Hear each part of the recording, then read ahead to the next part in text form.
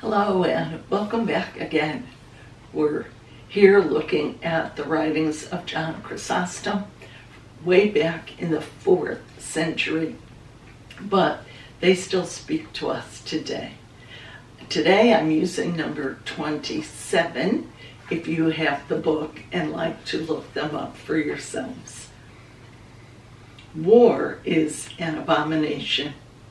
It's quite wrong that one nation or tribe should attack another in pursuit of land, power, or wealth.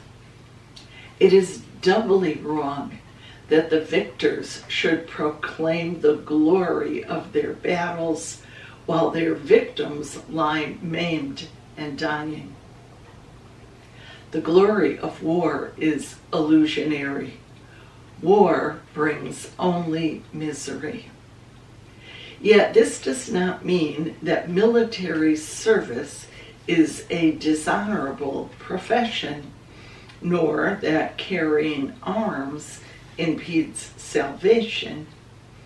Every emperor, king, and prince must have soldiers to protect his realm from attack and his people from robbery and murder. So he is not just thinking of what we would consider the military, but also what we would call the police force.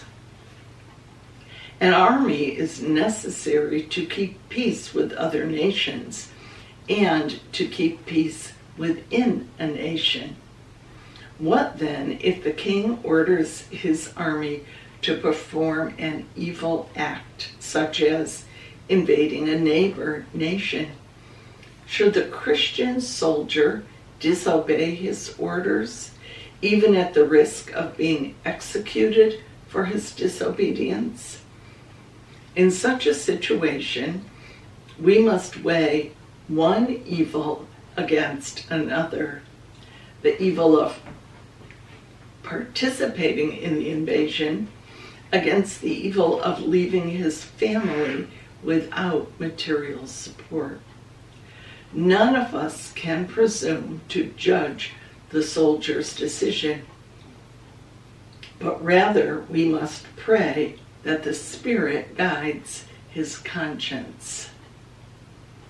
Well, this is quite an interesting question for us today. And it is true that all nations have military in order to protect the country and its peoples. This is about individual freedom and refraining from judging others. In some religions today, they insist that no one can be involved in military service in any form. Other people feel that they can serve, but they don't want to be in any kind of combat. They want to be in rescue services and medical services or other things that don't involve the actual attack of others.